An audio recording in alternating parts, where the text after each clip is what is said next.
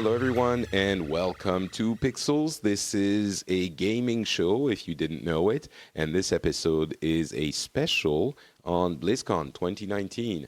My name is Patrick Beja, and I just spent 2 days running around like a madman trying to get as much as I could from the announcements, from the game trials, the demos, and it was a lot of fun. It was a really good BlizzCon. I played everything that they had to offer, and I'm excited about a lot of it. So I'm going to talk about a number of things. So the way this episode is going to work is that we have different segments about different games. Some of them I talk about them alone, and some of them we talk about them with guests. And hopefully that is going to be fun for you. Before I launch into those segments, I do want to address a little bit of the beginning of the con because, of course, the controversy about Blitzchung and his statement about Hong Kong was looming over the few days before the conference started. And the way it started, I think, was really interesting. J. Allen Brack, the president of Blizzard, came out with his hair down and addressed the issue before the conference even started. And that is something that I have stated, that I had stated in many different places, that I thought was necessary and that I needed as a player to be able to appreciate what would come next as much as I was hoping I would, because, you know, I love this stuff. This is something that I'm very passionate about, but the issue was something that was weighing on my mind. I couldn't just forget about it. And I think the way he addressed it was pretty appropriate. Actually, if you listen to a show like The Instance, you will know that what I said I thought would be appropriate was pretty much exactly what he said. Of course, it's important to note that there are some people who think it is not appropriate. I'll go into the details in a second, but people who think it wasn't appropriate and it wasn't enough.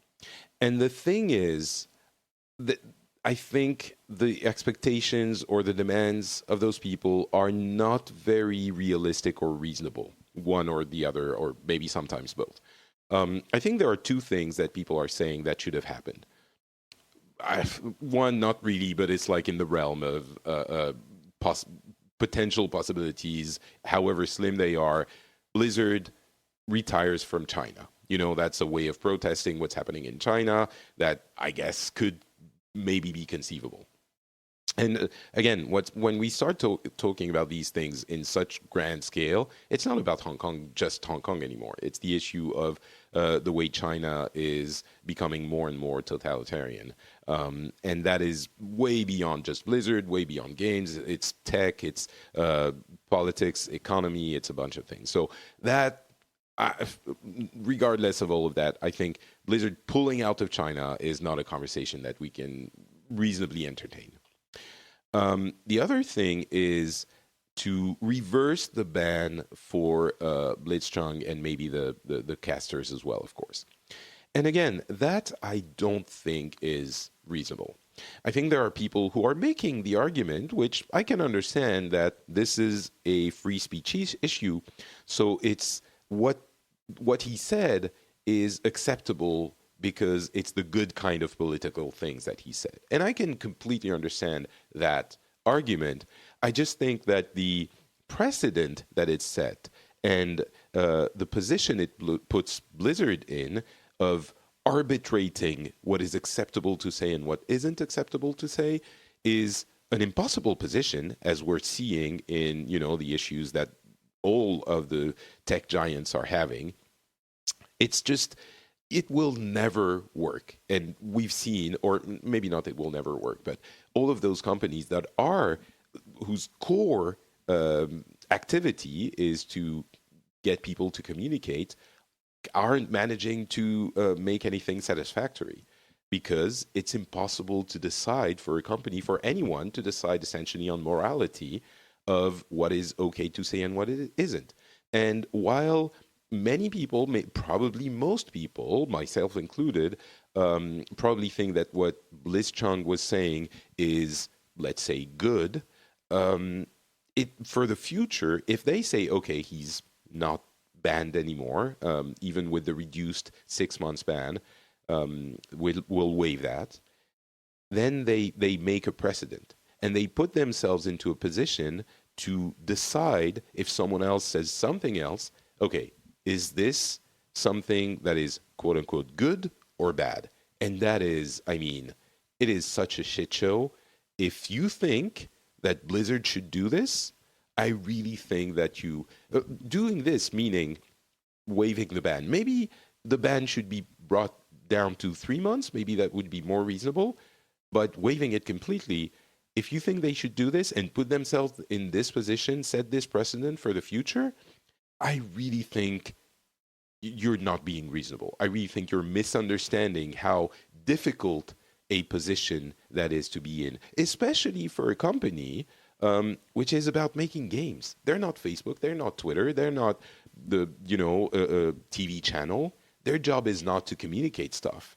Or, I mean, it's part of their job, of course, but their core focus is to make games. So I really think that the argument that they should unban BlizzCon is ill-advised, is ill-conceived, because sure, it could be good now, but down the line, the precedent is very damaging to everything that they do.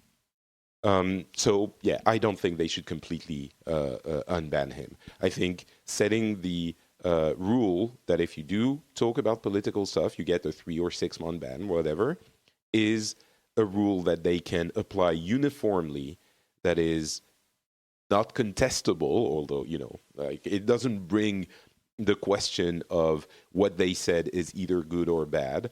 And those lines will be blurred. They would be, because they are being blurred. We are seeing this every day. And so I think that in that context, the ban should remain. What Jay Albrecht said was appropriate. What he said was, we messed up the communication around this. We acted too quickly, subtext too harshly to begin with. And then it took us too long to rectify it. And I take full responsibility for this. I messed up. So I think there's a subtlety there. He's not saying we shouldn't have banned BlizzCon. That is, I think, as I just explained, that's not what he's saying, and that's not what I was expecting. I think what he's saying is we should have been more prepared for something like that and have a more clear and fair way of addressing it from the get-go. Because I think everyone agrees, even people who are vehemently against this at this stage, most people agree, I think, that if they had just implemented a 6 months ban from the beginning with more clear communication, then it wouldn't have been as big a deal.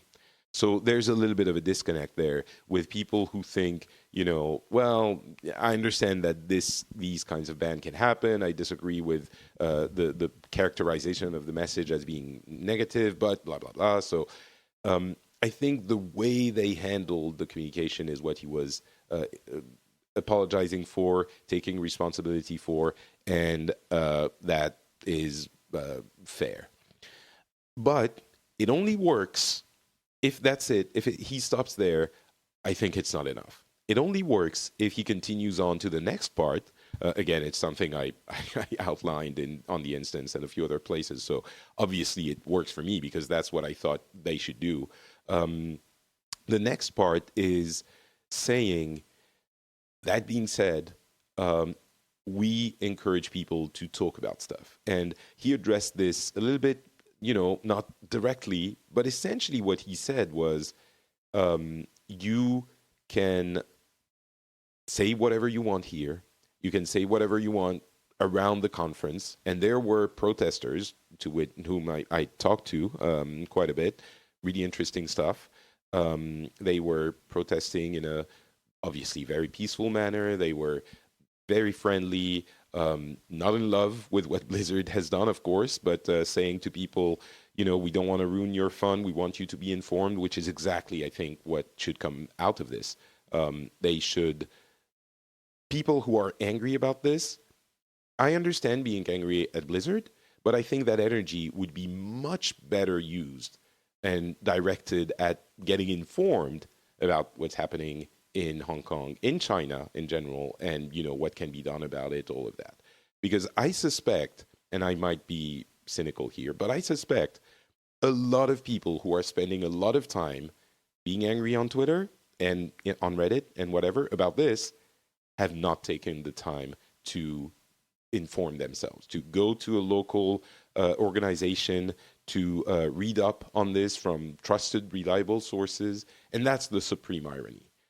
If you're angry about this, and you're still angry about this, and you haven't sought out information about Hong Kong, I'll be honest, I have very little time for you. It's the productive aspect of this might be to be angry at Blizzard. I'm not saying don't be angry at Blizzard. I disagree, but after this BlizzCon, but if you're just on that, then there is a hypocrisy, irony, however you want to put it, in that behavior that I think is telling. So anyway, what he said was we encourage people to speak out. I can't remember the exact words he used, but just in the way that Moheim, when he came out and addressed Gamergate, he didn't say Gamergaters are a-holes. He wasn't like, that movement sucks. What he said was, we should be positive and be good to one another. We should not be pointing at each other and antagonizing each other. I can't remember the exact word he used, but he never said Gamergate. He wasn't like pointing fingers. And in the same way, the way Brack did it at this opening, before the opening ceremony, was saying, we hope you'll see that we're committed to freedom of speech as you walk around here, around in the con and in many places. You'll see many opinions expressed, and that's great. Again, he didn't use those exact words, but essentially the subtext was, there are people protesting for Hong Kong rights here. Go talk to them, check it out, hear what they have to say. So that was exactly what I was hoping for. And when, I think just once during the World of Warcraft Q&A, there were a couple of people who shouted "Free Hong Kong," one at the end of a question, and one, it was a little kid, maybe 8 or 9 years old, who was walking around. Taliessin, who you'll hear a little bit later, handled it very well. He was like, when the person shouted "Free Hong Kong," it was like, right on, okay, cool, excellent, we've heard you. And when the kid was walking around, he went to them and he said, "Hey, do you have a question?" He said "Free Hong Kong" another time, and yeah, that was great. It's at this point when everyone is being enabled in their expression of this issue, and there was a group at the entrance of the con just before the check-in and security check. And that's where I took pictures, talked to them, et cetera, et cetera. Everyone was talking about it, Well, I mean, not everyone, but everyone could access that, and their voices were being heard. So at that point, I think it becomes a little bit difficult to continue ostracizing or criticizing Blizzard for the BlizzCon thing, the BlizzCon thing, because Free Hong Kong, if the idea is that to allow this message to get heard, well, it's been heard, and it's great, and everyone agrees. So the one contention point is, please don't make the tournaments political.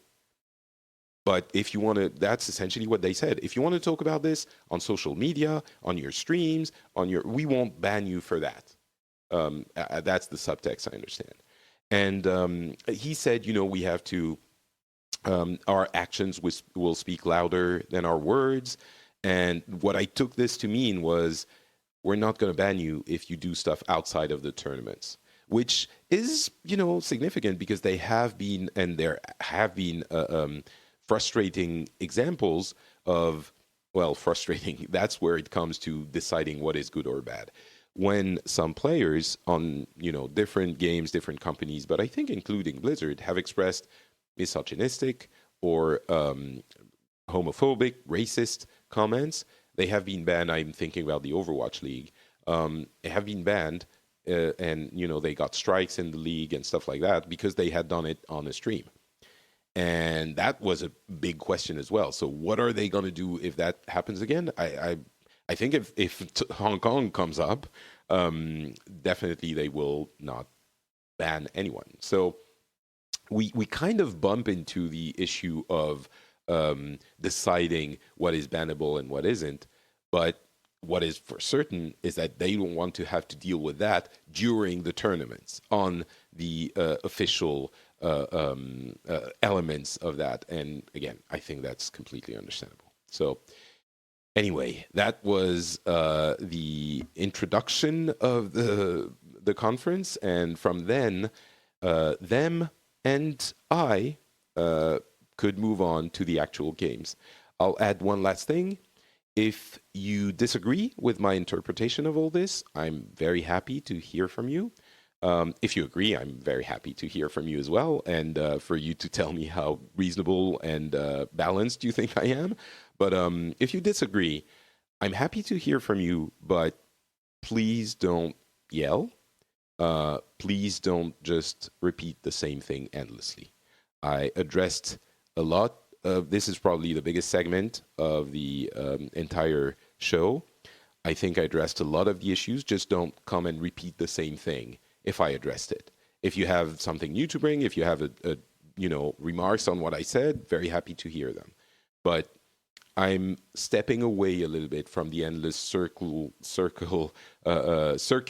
conversations on Twitter and these types of media, which I think are more destructive than productive.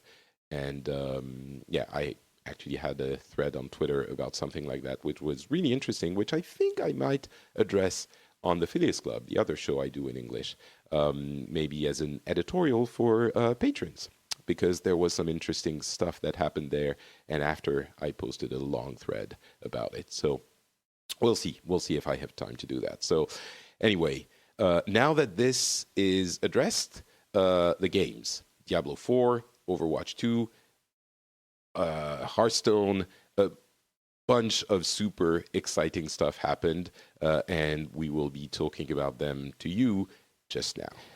Hey all, so I'm here with Rhykker, who is a Diablo YouTuber I've been following for a long time. How's it going, dude? I'm doing well. Hey folks, how are y'all doing? I love that you have your YouTuber voice. We were chatting before and you were like sounding normal, and now I feel like I'm watching one of your videos. Can you introduce yourself for the audience real quick? Sure, yeah. So I'm a gaming YouTuber and streamer with a main focus on Diablo content, a little bit of general Blizzard content. I started off actually as a Dungeons and Dragons content creator. Oh, really? That's always been my biggest passion in life since I was, an adolescent. But Reaper of Souls released for the expansion for Diablo 3, and I started leaning into some Diablo content, and that's what exploded my channel. Yeah, I don't remember exactly when I started watching your channel, but it was a few years ago, and I love how much into the details and nitty-gritty you get. And so today, or yesterday, was a pretty exciting day for you because Diablo is coming back. Diablo 4 announcement, first of all, I guess you knew it was going to happen. We all had, the rumors. How did you feel on that day when it's finally here? Man, so the past year of my life has been leading up to this, arguably the past several years. We've been making Diablo 4 speculation videos for a long time. And this was the first year, though, that I was like, okay, this is the first time that I'm pretty sure it's going to happen. In the past, it was always like, maybe they'll do it. But after last year, it seemed like that they were going to be doing it the D4 reveal. It didn't happen. We got Immortal instead, and I figured, okay, they have to do it in 2019. And so it's just been preparing for yesterday, the big day.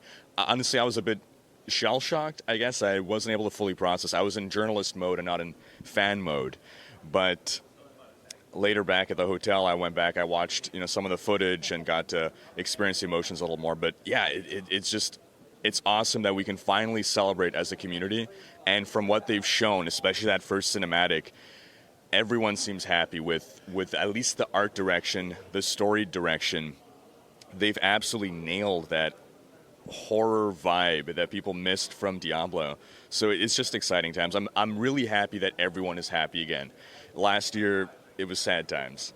Yeah, it certainly feels like they've gotten it right, and it feels great to be able to celebrate it all together and not have this kind of dark cloud looming over everyone. Which, by the way, I will say, before we get into Diablo IV, which we will, I ended up trying out Diablo Immortal. I wasn't here last year, so I didn't get my hands on it before, but I was very pleasantly surprised.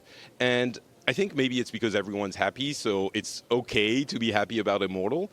But even though it's not necessarily, I'm not into phone games, just like many people here, it's still, I was expecting it to be, well, it's a phone game, it's cool, but it's a phone game. In the end, it was like, you know what? It's Diablo 3 on a phone, and it works, and it's clever, and it's well designed, and the cooldowns-based abilities work. You don't have to worry about resources or anything like that. So I think I might like Immortal, but I don't know. Just very quickly, your feelings on that game. So I haven't had a chance to try the demo this year, which is an upgraded version since last year. Last year, we didn't have items, so now items are dropping. And honestly, last year, 19 out of 20 people that I spoke to that actually tried the game only had positive things to say. The only negative thing was, I don't like mobile games. It's good for a mobile game, but I don't like mobile games. And that's my feelings as well. I've been a PC gamer all my life. I never really got into consoles. I'm trying to branch out a little bit. I'm trying to have a more open mind these days. But it was solid for what it is. My main concerns with mobile is I'm not good with my thumbs, and my phone battery dies really fast. But otherwise, the mechanics felt crisp. There was a lot of cool things, actually, in Immortal. These skill combinations that I'm like, damn, I wish this would come to Diablo 3. You cast one spell, and then you cast another spell on it, and it has some cool interaction. I thought that was a really innovative mechanic that I would love to see come to D3. I think if they had announced Immortal for PC and mobile, it would have been better received. But yeah, again, most people that try it, they say it's good. Most people just write it off because it's mobile and they don't give it a chance. Yeah, so I guess maybe people listening might end up being surprised by it as well. We'll see. But yeah, the main event is definitely Diablo 4. And I guess what they opened with, beyond the cinematic, which was chills everywhere, was that idea that they are going back to a darker theme. But that doesn't mean that they are forgetting about what Diablo 3 brought to the franchise. And that's I'm a Diablo 3 player. I never really got into Diablo 1 or 2 and spent hundreds of hours on Diablo 3, even before Reaper of Souls. And I wasn't lost. It felt like the kind of the core of the game I like, but made differently. In general, I don't know if you really enjoyed Diablo 1 and 2, but I can guess you did. How do you feel about 4 and where it's going overall?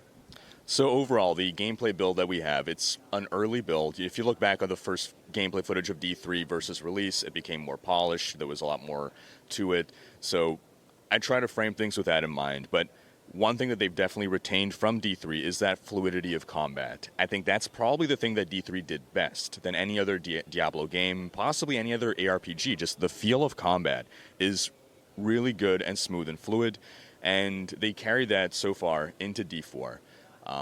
And the introduction of the elements from D1 and D2, it's more, again, the darker themes and maybe the way skills work. But the moment-to-moment feel, which is what D3 did best, I feel like that's what they're retaining from D3. So what did you like best in that Diablo 4 level we had? It can be, anything, gameplay, story, whatever. What really struck you? Oh man. Well, so first off, getting to play Druid again after a long time away. Druid was my first high-level character in Diablo 2. My very first character was a Necromancer, and it didn't make it very far, but the Druid, the shape-shifting, very interesting. The darker take on the Druid, very cool. The thematics. I think that's what I enjoyed most, was the more grounded, almost real-world lore, the Celtic inspirations. You can see, like, this feels like a more realistic game, which is what Diablo 2 felt like. D3 took things in a more Blizzard WoW direction of the exaggerated, stylized proportions and artwork, and that's cool. It's epic, but it's not horrific. It's not dark, and that's what people really wanted from D2. I thought the world boss was really interesting. We managed to kill it. I didn't expect it, because the way they hyped it, it sounded like it was just going to destroy us completely. But we got, I think, 10, 20 people managed to just come around. We took out that boss, and it was still, he nearly one-shot me several times. It took me down to like 5% health. So it was a pretty epic fight. It was nice to fight something that wasn't just, well, this is just plowing through things. We call it a speed meta. We like speeding through and killing just hordes and hordes, hundreds of monsters. But it's also nice to have a real challenge sometimes. That's actually, there are a couple of things in there that I think are worth talking about a little bit more. First, the social aspect is surprisingly seamless and enjoyable, I thought. Unlike what's happened in games before, you don't have to join or create an open game, or at least that's what happens in the demo. You just start playing, and then you see people around you who don't necessarily interact with you, but who will cooperate to do a small world event or something like that, and it's very seamless. It made me think of Destiny a little bit. It's not MMO, but it is bringing people together very seamlessly, and that felt really good. I really liked that aspect of it. It was a little bit new.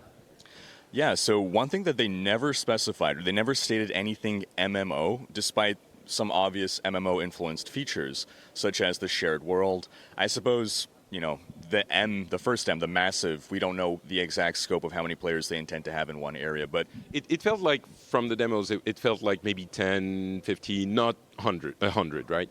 That's true, yeah. So in the past, I've not hidden the fact that I'm not into MMOs in general. I've tried dozens back in the WoW days. WoW was my favorite MMO that I did try, but it didn't stick with me long. And one thing that I didn't want to see happen in D4, if they were to go a sort of MMO-y route, was the shared outer world where there's just a bunch of other people milling around, and it makes the world feel docile to me. When I play an MMO and I just see there's those mobs over there, just don't get in their aggro range, they won't come, or if you run, just run by them and they'll stop chasing you, and there's like a bunch of people like farming a boss. It just feels like a very docile world, which I don't want Diablo to feel like. Diablo always felt very menacing. You leave town, and what is it in Diablo 2? As soon as you walk out of your first town, your character says something, and it's just indicative of the atmosphere you're going to feel. The world out there is dangerous, and I feel it hard to have the world feel dangerous when you got a bunch of people going around just plowing through all the monsters, and they're not a threat. It felt, though, so far in the gameplay from D4 that they've managed to execute on that in such a way that you're not running into a bunch of players. You see some occasionally, but they don't really interfere with your experience, and they really come together for those big world bosses, and that's actually really cool, that you feel like, okay, well, now it's not people making, this giant crazy monster into something that is just a trivial, exactly. It's a real threat, and it makes sense that we got all these heroes, or not even heroes, just people, ragtag group coming together to take it on. So I thought it was well implemented so far, but we'll see. Yeah, it definitely felt like it was people congregating around world events or things that happened there, but they weren't crowding you. They weren't everywhere, and you could still feel. It remains to be seen if we'll have a completely solo mode, offline mode. We'll see if they want to force us into a shared world experience. Getting back to gameplay for a little bit, to me, having very little experience with 1 and 2, it felt like 3, but on a slower, more deliberate pace with less sparkles flying everywhere, which it took me a few minutes to get into, but once I did, it felt like really good, meaty, heavy type of gameplay. So first of all, do you like it? And second, is that something that they brought from earlier games, or is it new to the series? Diablo 1 definitely had a slower pace. Diablo 2, I guess it depends on whether you're looking at the end game or the early game. But we have to say this is also level 20-ish, so probably mid game. It might be different at the end game. That's a fair point. Yeah, we weren't starting at level 1. The pace definitely feels slower, and a lot of people desired that, savoring the monster kills a little more. That said, when we first saw D3 revealed, it felt like a slower paced game than it ended up being, so we don't know where they're going to go. They did state that they do want the pace to be slower than D3 without being super slow, so we'll see how the game ends up developing. For now, the pace feels good. You kill monsters fast enough, but the tougher ones you have to take a little bit longer to take down. There's definitely this feeling that your abilities matter when you press the button. It's not like you're going to jam it, and it's So that's pretty cool. I wonder, again, getting back to the legacy of D2, people who were disappointed by D3. What do you think they will appreciate in this one? I'm thinking about the talent tree is back. There are. Is it rune words that you have one that is a conditioned rune word, and if you do something, it activates the other rune, which actually does the thing. It seemed like a very interesting system. Is that the kind of thing that those players would be looking for? Yeah, so I think 3 big wins, at least at first blush, were first off the Dark Tone. Everyone was happy with that. Everyone is still happy with that, I'm pretty sure. Then the other things were, rune words was one of the wins, and the other win was the talent tree, the skill tree type thing coming back. Now, that said, the rune words on closer inspection, some people are like, oh, wait, how is this going to be exactly? It's not going to be like Diablo 2 rune words exactly. As you said, the rune implemented we've seen, it's a 2-rune word. It's not quite a rune word. It's effectively you can mix and match however you want. One rune creates the trigger effect. In the case that we saw, it was you use your potion, and then the next rune gives you some kind of buff or something. And seems some people were hoping for something closer to original Diablo 2 rune words, so I think some people will be happy that at least it's back. Others want to see how the system will evolve. It's still very early. We haven't seen many examples of the runes, but that's to be determined. And then same thing with the talent tree, the skill trees. The first impression is, yes, this is something that I want. The exact implementation, some people like it, some people want to see something different, but the devs seem very open and receptive to feedback on how to possibly change things going forward. Yeah, and it is very early, you're right. We have no release date, not even a date for beta, which I was a little bit disappointed by because when they announced Overwatch, they at least said beta next year, which ended up being the end of next year, of the year after that. But, I mean, it was a year between the announcement and the beta, but here, didn't say anything. So we'll see. It might still show up. Last thing, any additional thing that you think is worth mentioning about the game? Something you noticed, something you appreciated that we didn't talk about? I guess lore-wise, the story is looking like it's going to be really cool. I don't know where things are going. They've jumped ahead after Diablo 3 by a few decades, so we're getting those really dark themes. We're getting, again, a world with no clear heroes and sometimes evil wins. That's something that Diablo fans really like from the past. D3's story was very much an epic hero story with just those themes of good winning and vanquishing evil. And that didn't feel like what Diablo was always about. There was always that Pyrrhic victory where, yes, maybe you win, but at a great cost. Something bad ends up happening. And I feel they've completely nailed the correct themes and vibes in D4. It certainly seems quite dark, and even the quests. For me, the graphics aren't that different from Diablo 3. It feels like a very upgraded version, but the way they handle the text, the quests, the interactions, like there's this quest with the son that wants to go in the drowned cave, and then there's a sacrifice there, and then he dies anyway, and it's terrible. But Yeah, looks pretty good. So thanks for spending the time. If people want to check out your channel, how do they spell Rhykker, I guess, or how do they find you? Yeah, well, thanks for having me. You can find me RHYKKER on YouTube, on Twitter, on Twitch. Just Google search the RHYKKER and you'll find me. Cool. I'll put your Twitter handle in the show notes as I always do. Thank you very much. Thank you. All right, let's talk about Overwatch 2. This is a weird one. It was announced with a wonderful cinematic, as always, with the feeling of the Avengers coming back together after having been disbanded, which was really cool. And it does include, or it focuses actually, on PvE elements, which is obviously what was rumored, and it turned out to be true. But before I get into the PvE elements, let's talk a little bit about the sequel structure of Overwatch, which is very strange. So, Overwatch 2 will bring a number of new PvP elements, meaning new heroes, new modes, new maps. It is a big pack of PvP stuff. But all of it will be accessible in Overwatch 1. And the client will be the same for Overwatch 1 and Overwatch 2 once Overwatch 1 launches. So all of it is already in Overwatch 1, meaning it will be accessible in Overwatch 1, even if you don't get Overwatch 2. And it seems from what they're saying that this is going to continue going forward. So while those things are coming with Overwatch 2, it's really a big pack for Overwatch 1 if you own Overwatch 1.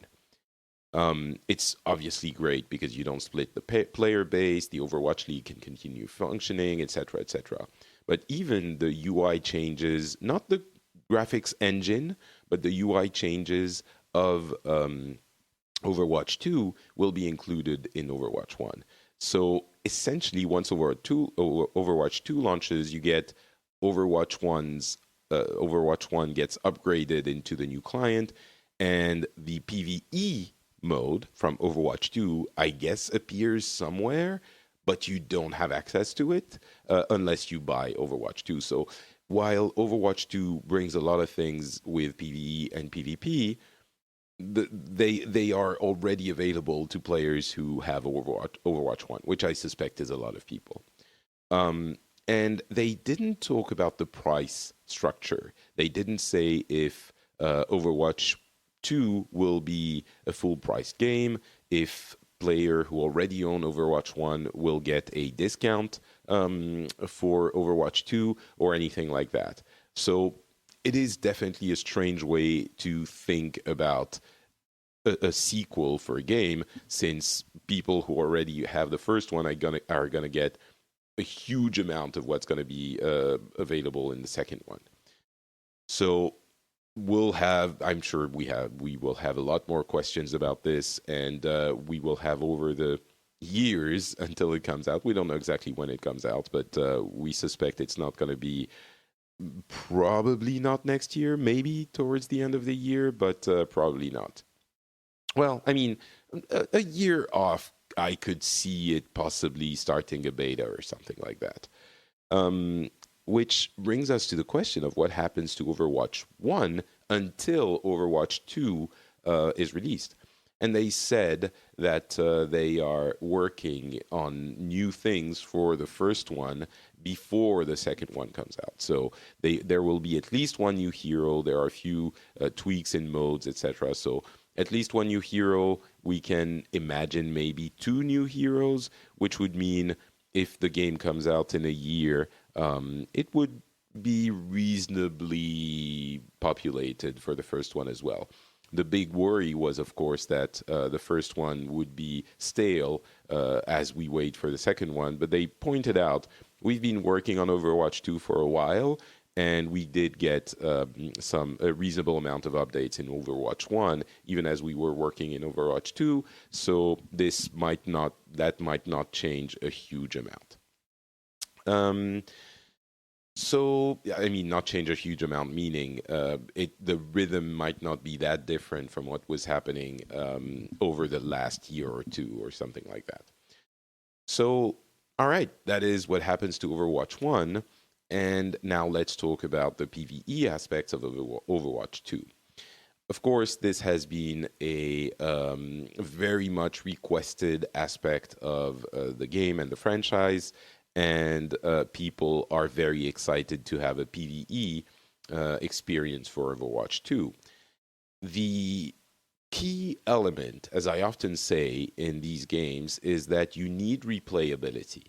And this is the reason that I'm not sure we can really judge what we played or what they talked about for Overwatch 2, because as fun as one mission might be, the key element in a game that you're going to be playing solo or with friends, solo meaning grouped with strangers or with friends against the computer in PvE, the key thing is how much you're going to want to replay those missions and to replay them many, many times as you do in games like, Diablo, World of Warcraft, Destiny, any kind of game like this. And we don't know a lot about that. The incentives to replayability are always progression. And they did say they have a lot of ideas on progression. They understand the importance of progression and the pursuit of cool, shiny items that make you stronger, which is what motivates players in those things. But they didn't have a lot of details. They showed talents, which were 3 tiers with 2 choices per tier, which is, can create some really interesting combinations, but there wasn't anything more than that. And so this is not to say that this is kind of the caution to keep in mind. But this is not to say that the mode we got to try and what they were talking about wasn't exciting, because it definitely was. The mission that we got to play was a lot more developed and involved than those we see in Overwatch 1 for the PvE seasonal events. And that's obviously something that is good to hear because those don't have a lot of replayability, in my opinion. So the mission we got to play had structures. It had a good rhythm to it. You had bosses that would appear here and there, some interaction between the heroes, voice interaction, and some cutscenes before and after. You had some mechanics that would evoke some kind of dungeon light type of mechanics with phases in combat and things like that, which were, it worked. It was fun, and the using the abilities of the heroes, especially in that PvE context where they are modified to be a little bit more interesting, it was satisfying, and you would absolutely have fun playing it in that context. So I was quite happy to see that, and I am excited to try more of it. The way the structure of the game is going to work is that you're going to have essentially a campaign or story mode where you're going to go through all of the missions in story missions mode, and you're going to have a set number of heroes that you can choose for each mission because it makes sense with the story. Maybe you're going to have one set of 4, 2 set of 4s, or 4 or 3, but you're not going to have you can't use any hero you want. So that will be the story progression, and those missions don't have a lot of replayability in them. That's not what you're thinking there. You're just playing through the mission. And that definitely can be something fun for all types of players. And I'll get back to people who don't like PvP in a second. But the core of the game is going to be the hero missions, where you have the variety in those missions. So you have access to all of the story missions, supposedly, and they are not randomized, but there's a lot of changes and alternate ways things can go.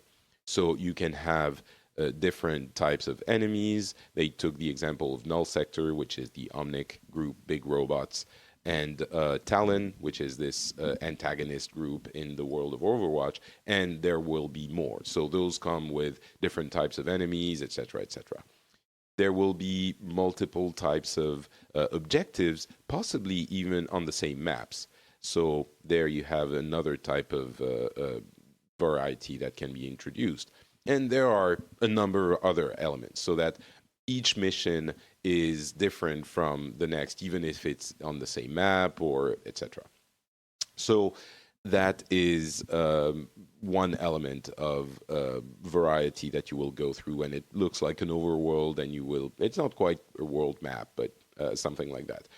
And then you have the progression system that will motivate you to keep going. And it's true that the examples they gave in the talent quote unquote builds were really interesting ways of using that were satisfying ways of using the characters and their abilities. So that's something I'm definitely looking forward to seeing more of. They didn't talk about anything like items or appearances or skins or anything like that. I am pretty sure those will exist in the PvE world. I don't know. I mean, items, cosmetic items. It's pretty certain. The ability altering or characteristics or stats altering items, that's less certain. It might happen, but it seems a little bit more tricky given the many different heroes. But maybe they didn't talk about this. I feel like I guess if I need to summarize my feelings about the progression they showed, if it's only the talent, the 3 x 2 talents, I feel it won't be motivating enough for replayability. So I think they would need more than this, but we'll see. I'm sure they are aware of this, or at least they told us very clearly they were aware of it. And to conclude, actually, before I finish the segment, I do want to talk about the engine, which is it's not an entirely new graphics engine. It is an improved version of the existing engine. And while you can see the improvements when you look at the things relatively closely, it still feels very much like Overwatch, and it doesn't feel like a quantum leap. It feels like the graphics are just cranked up a little bit, but not entirely different or super improved. It's still nice to have, of course, and it seems like in the stills and in the cinematic moments, it will be even more viable for storytelling purposes. So that's pretty cool. And yeah, the thing I wanted to say to finish this segment is to talk about people who don't like PvP. I'm sure there are a lot of you out there. You maybe even tried the Overwatch game and thought, you know what, that I'm good. I don't want to rage at strange people from the internet who are killing me repeatedly. I would love to just play something chill with my friends or even with strangers at a chill pace against the computer. Well, the thing that really shines in this game is the heroes, and they are going to shine even brighter in a PvE mode. And I think there are a lot of people, probably many of you listening right now, who are thinking, you know what, that is what I want. I absolutely want to be in that world, have fun with these many colorful heroes, and just not have to worry about the getting better, competitive, super hardcore part of it. And hopefully that will deliver. If progression is there, again, you keep hearing me talking about progression because that's what makes replayability. Then it could be a really interesting long-term game. Of course, even if that's not the case, it could be that the single-player campaign, or rather the story campaign, could be fun for everyone. And while it is not MMO Destiny like super 100% PvE focused. I think even in Overwatch 2, because the PvP part is really present still. I think, from what I gather, you can look at it as a more of a Left 4 Dead type game than a MMO type game. And there's a lot of fun to be had in that kind of game, especially since you have the variety with the heroes and the personality that comes through, and the actually, I say Left 4 Dead, but it's more than that. It's like Left 4 Dead plus, because there are a lot of other elements that come on top of that basic cooperative mission succession type of game. So I'm optimistic. It is looking pretty good. I'm excited to see and hear more about it. And for the Overwatch 1 side of things, it seems like a great addition of a lot of things, that a big chunk that will come when Overwatch 2 releases. And for the Overwatch 2 side of it, I would love for this to be something that I can jump into when I don't want to deal with the stress of competition and just want to progress a character and have fun feeling super overpowered by tweaking all of the abilities that I've learned and that I love in the balanced part, PvP part. So yeah, Overwatch 2 looks pretty cool, and I really can't wait. You all know Overwatch is my main game, I guess. Between this and Destiny, that's how I get my game as a service fixes, and it's been for years. And so obviously something like Overwatch 2 is something that I cannot wait to see more of. So yeah, Overwatch 2 looks pretty cool.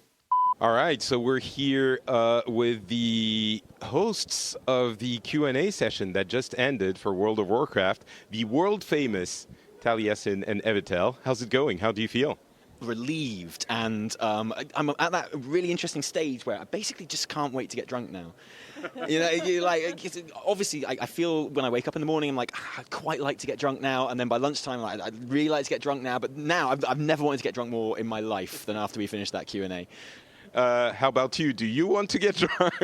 Oh my gosh, I really wish I could right now. I'm super jealous. Also, just want to note we are now Evitel and Taliessin, in case that wasn't clear from the Q&A.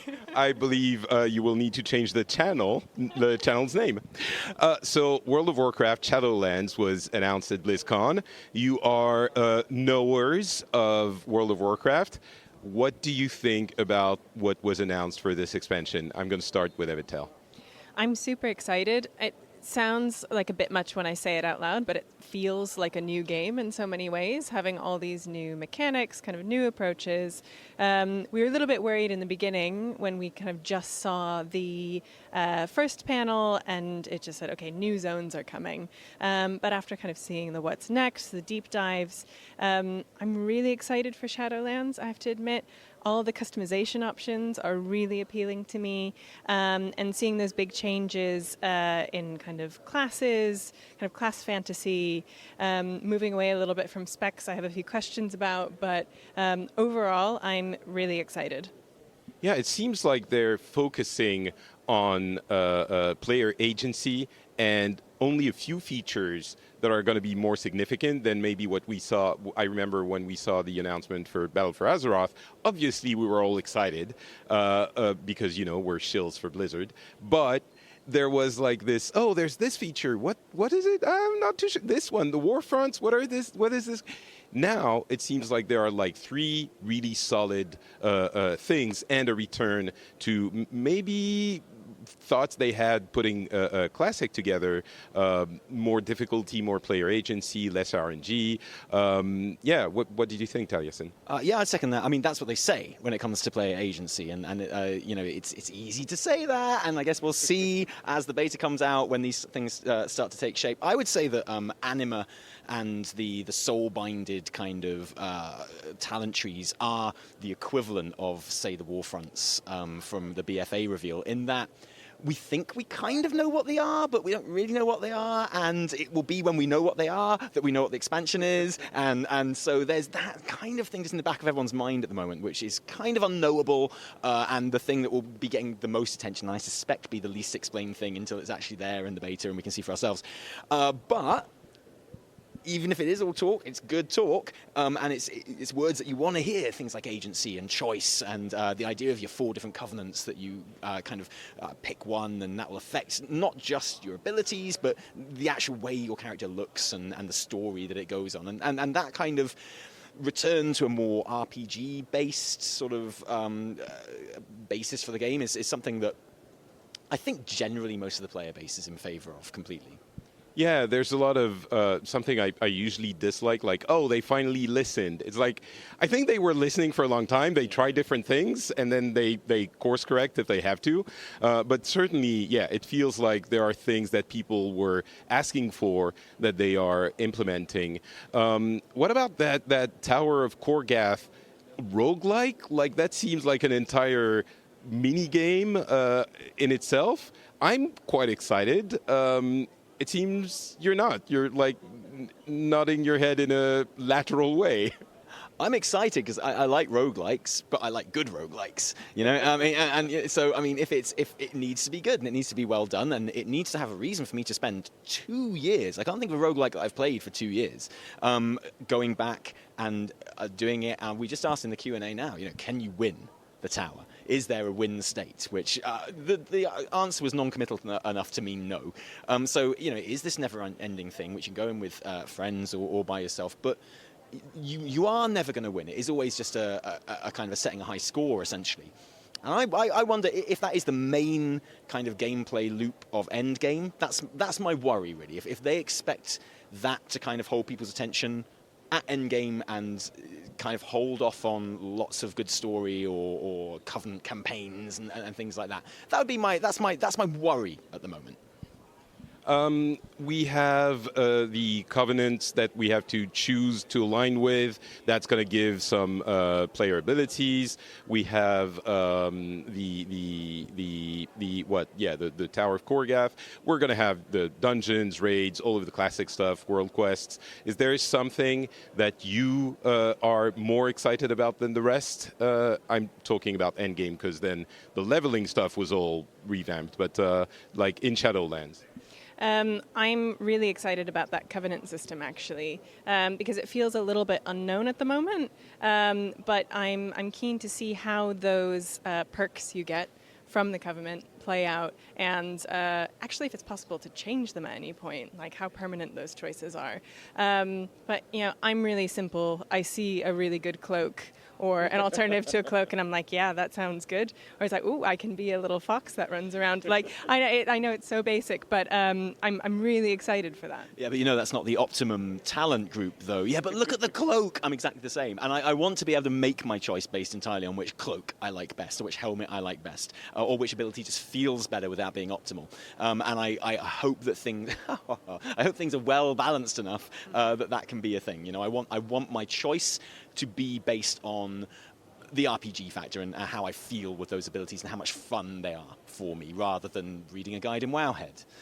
But I think there is the risk that there will be an optimum Covenant, you know, class choice that works and that will be recommended, and then, you know, you'll see everyone looking like the same thing. I hope that's not the case. I understand getting that balance right is really, really challenging, but I hope it's not the case that we're all just looking at a Wowhead article and choosing the same one.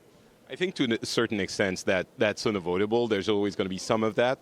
But they did mention that you're also going to have your ally, companion, what's the name of that, blood relative, blood friend, which is going to get into that whole talent system which you mentioned, which is also linked to the Covenant. So maybe things can be balanced. They have a number of knobs to play with.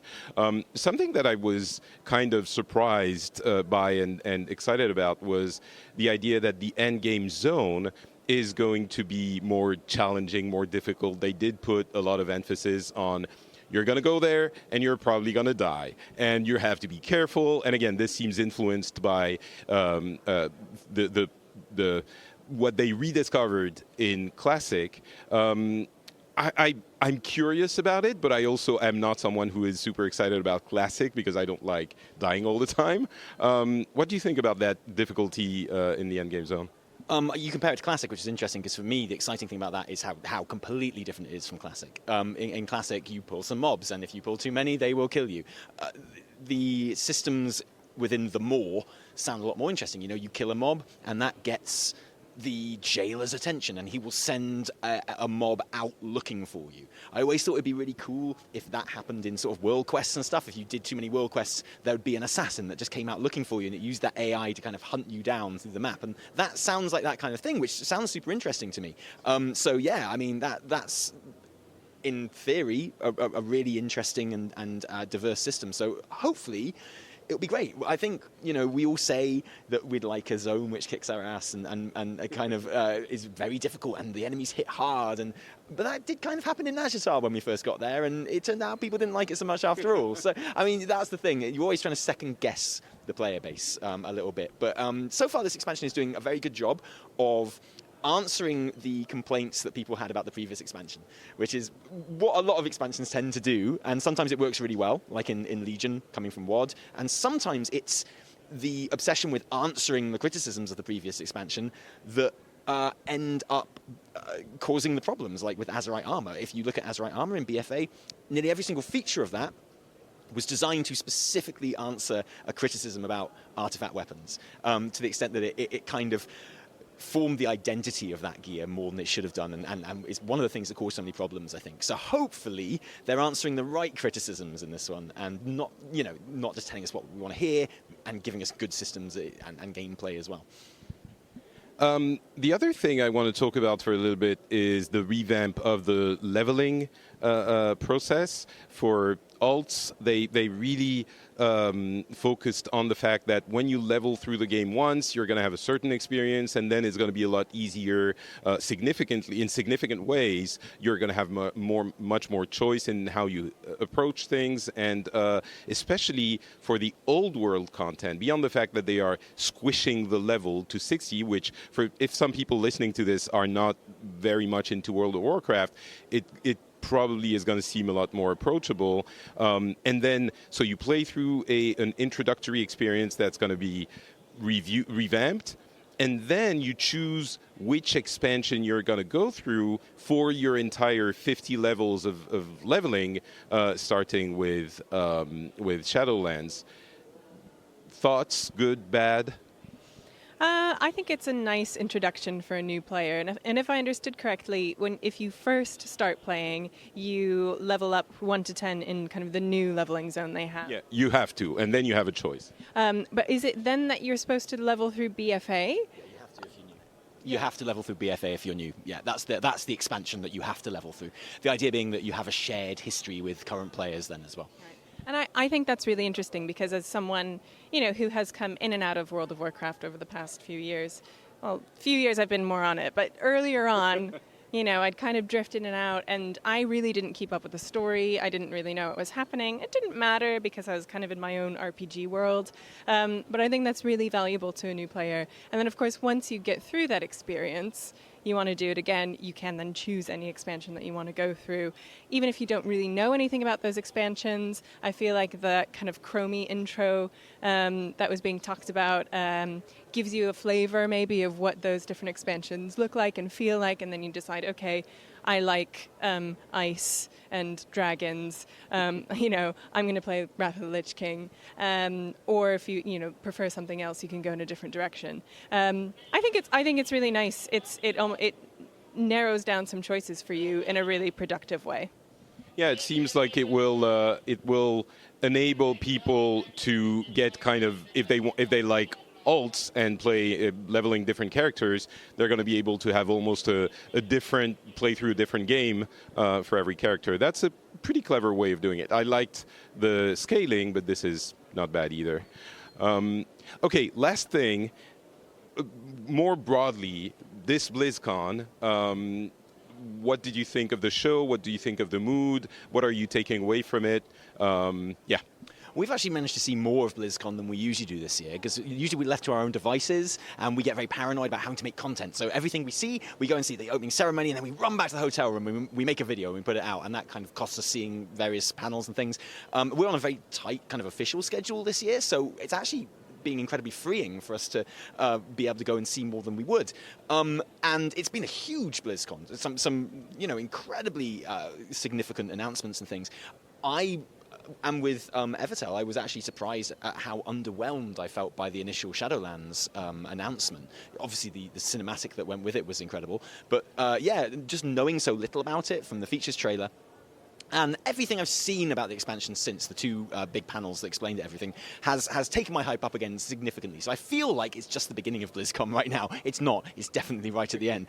But I've got that kind of, just out of the opening ceremony kind of buzz of hype about me now. For kind of the first time. Now that I feel comfortable in being very optimistic that we're going to have a quality World of Warcraft expansion coming, which is the most important thing to me as a player. I'm feeling super happy about it now. And I think there's been, particularly today, a really great atmosphere around the place as well. Yeah, it's interesting. It's kind of like an inverted experience to 2017 where, you get the opening ceremony, you get this amazing BFA cinematic. People are just like losing it completely. And then afterwards, you're still riding that high, but you're like, I don't really know what else is in there, or what features. Yeah, what's happening? What are these things? And then you kind of leave and it's over, and the next day and you're fine. Whereas, I woke up this morning and then I was, reflecting a bit on what I'd heard, and I was like, oh yeah, actually, this sounds good. It makes me stop and think about it a little bit. But when I do that, actually, I'm more excited than I was at the very beginning. So I'm with Taliessin on this. Yeah, I think that's a feeling many people share, and the deep dives and the explanations of the feature were like, oh, okay, this actually sounds cool, and I was not very hyped beyond the cinematic, but now I'm a little bit more, or quite a bit more so. How much more so? About 73%. Nice, good. That's a good ratio. I like it. All right, well, thank you very much. I'll let you go enjoy your burgers, and I will talk to you soon. Bye. Thank you, Patrick. Pleasure. Thanks, Patrick. Hey, so let's talk a little bit about Hearthstone. I am not a big Hearthstone player anymore. I played it intensively for a few years, but I haven't really touched it for a while. And so the updates were really interesting for me to approach as a lapsed player, let's say. And the doubly interesting thing is that I am also not an auto battler player. Auto battler, of course, is auto chess, the mod, and Dota Underlords and teamfight tactics. This genre that has been sweeping the nations and gaining a lot of popularity over the past year, I guess I would say, if you count the initial obscure mod that became super, super popular and inspired all this. And so I'll talk briefly about the expansion, the Descent of Dragons, which, there isn't a huge amount to say for people who are not into Hearthstone. It's a new expansion, par for the course, new keywords, new interesting mechanics. But if you're not into the game already, if you are, you're going to be happy. If you're not, this is probably not going to bring you back to the game. So I don't think it's worth spending too much time on that, because if you like Hearthstone, you're probably already super excited about it, and you already know everything I could tell you about it, and probably better than what I do, than what I know. So let's leave Descent of Dragons aside for a little bit and talk a little bit more about Hearthstone Battlegrounds. As I mentioned, the game is inspired by the auto battler genre. Now, for those who don't know what that is, it came from the MOBA. I think it came from Dota 2, actually, specifically. And it's a mode where you choose minions and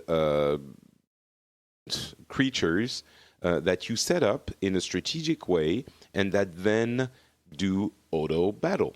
Initially, it was called auto chess because it was placed on a chessboard-like board.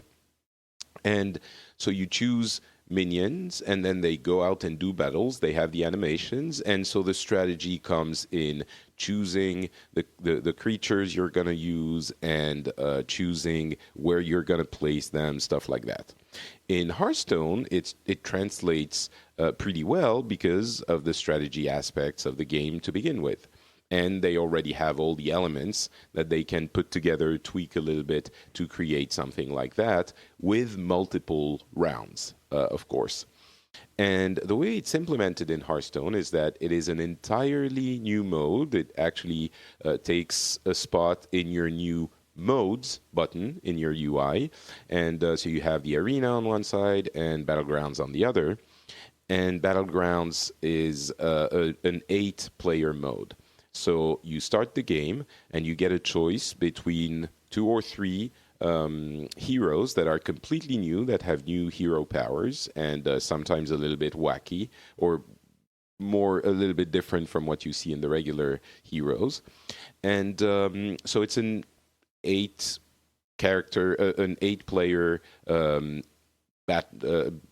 free-for-all battle, and it is set in turns. So there are phases. The first phase, you choose the minions you can get from the tavern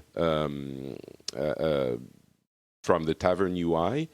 You have an amount of coins that you can use, and they increase every turn, of course, and you can upgrade your tavern so that it gives you more powerful minions. So you will start with a couple of tiny creatures, and as the turns advance, you will get more and more powerful creatures. So you get a couple of minions, you place them on the board, then you wait for the end of the initial round or the initial phase, and it starts with a battle against one of the other 7 players. It goes automatically. Each minion attacks as set, others in a set order, and the combat resolves. If you have minions left and they don't, then you do damage to their hero, and they lose a few hit points. And then you go back to the tavern phase, where you choose to buy other minions. You can sell the ones you have to buy more powerful ones, and it starts again with a battle against another opponent. And it keeps going until you are the last one standing. So I guess a little bit of battle royale there, but not really. It's auto chess. So this is a longer mode than the traditional Hearthstone battles. I would say, of course, if you lose quickly, it will only take 5 to 10 minutes. But if you don't, I would suspect it can take 20 to 25 minutes. It can be a little bit longer. So that's one element of it. But the other one is that it is an interesting implementation of auto chess in that it works in the context of Hearthstone. It is strategic, and it is maybe easier to play because the choices, you make them initially, and then you don't have to agonize on each action that you take during the turns. So, well, I mean, I don't want to say it's easier to play. That's not the case. But it's a different use of the skills, the strategic skills you develop in Hearthstone. And it was different enough from Hearthstone, the base game, that to me, a lapsed player, I thought, you know what, I might want to give this a try, which is interesting because I have never been interested in auto chess and auto battlers. I downloaded a couple of them and was quite confused, although I was quite confused in Battlegrounds as well. But it was a little bit more familiar, and of course they're going to have more of a tutorial when the feature launches. It's coming very soon, by the way. In next week, it's going to be available in closed beta for the people who were at BlizzCon and who have the virtual ticket. And the week after that, it's open beta, so essentially it's done. Well, not done, but I mean it's accessible to everyone, and it is something that is a different experience. It's still cards, it's still strategy, and still turn-based, but it's not a card game. So it's a weird hybrid of everything, and the humor of Hearthstone comes through, and it's something that I'm going to keep my eye on because it was it was interesting in a way that I didn't think it would be when it was first announced. So we'll see. It's coming very soon. The other thing I wanted to touch on was the idea that, the business model. So the way it's going to work is that you get access to the full game for free. And that is something where you cannot buy any sort of advantage. This is also a departure for Hearthstone. What you can get, if you wish to, is if you want to be super anal about it, you can buy an advantage. That's how it works. This is how it works. So you get access to the game, and if you have a certain amount of packs from the latest expansion, from the current expansion, then you get a few perks. You get more stats about your game, so more visibility on how you're doing, which I guess could technically be an advantage, and things like when you first start, you have a choice between 2 heroes if you don't have those perks, and between 3 heroes if you have those perks. So it's still randomized, but you get to target it a little bit more if you have bought enough packs of the current expansion. So again, it's the current expansion, meaning every time a new expansion comes out, if you haven't purchased the packs, then you don't get access to you lose access to the perks, even if you had them in the previous expansion. So it encourages people to actually play the other side of the game and purchase packs, but it's very minor, or it seems like very minor things that you get in exchange for those. So unless you're very much into it, you could completely get access to the fullest version of a mode that you would get without paying anything. So it's really accessible. So yeah, I think this is a clever way of extracting money from players. So it's definitely something that they are, thinking about, the monetization of this mode, but keeping it relatively accessible and money-free if you don't want to pay for that. So yeah, this was an interesting one. It was, my alarm is sounding. All right, I guess I have to wake up then. Yeah, so that was more interesting than I thought it would be, and that's Hearthstone at BlizzCon 2019. And that is it for the BlizzCon 2019 special episode. It was a good conference. It wasn't Overwatch 2, it wasn't Overwatch 1 announcement. It wasn't like the biggest BlizzCon ever. It was definitely the second one, and for people who like Diablo, it was probably the best one ever. But it was a good conference. It was a lot of fun. I had a lot of good times hanging out with people that I know and enjoy, and it's always a special time. BlizzCon is peculiar. And there has been, of course, a lot of negativity, and I'm sure there's a lot of negativity still about Blizzard and all of that. But honestly, I feel like the way things went, the way J. Allen Brack let his hair down, made jokes about the memes of us wanting or not wanting WoW Classic, the self-awareness, the fact that he seemed human, which is super important because he's the face of the company now, and he was looking so robotic before. He was unlikable, and there he was likable. This is key. This is super important. And with that, the public face of the company and the games that are coming back finally, and in troves, a lot of them, very exciting stuff, very promising stuff. This is not Blizzard having completely turned it around, but I think it was Blizzard turning a corner from the past 2 or 3 years. Remember, Overwatch came out in 2016? Yeah, 2016, I think, or 2015. That wasn't so long ago, so the negativity around Blizzard isn't like, 10 years old. But still, I think this is a turning of a corner. Now, what they do from here, we don't know. We'll have to wait and see. They can start regaining the community's love. They could potentially mess it up again. We'll see.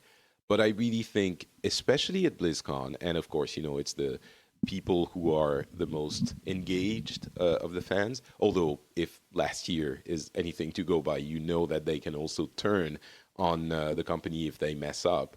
But this year, it felt like everyone was super positive. Everyone had just great stuff to say, and everyone was happy to be here. And that was great to be part of. I was very happy to have come this year. I'm excited about everything they announced, and I can't wait to see what's next for Blizzard Entertainment. That's going to be it for this episode. I'm not Patrick on Twitter, Facebook, and Instagram. I am, if you want to comment on this episode, just feel free at FrenchSpin.com. And we'll be back in I don't know when exactly, 10 days, roughly, something like that, a couple of weeks, because there's still a lot of things happening in the world of gaming. It's the end of the year, and there are tons of games coming out. So we'll talk about all of those in the next episode. Thanks for listening. I love you all, and talk to you soon.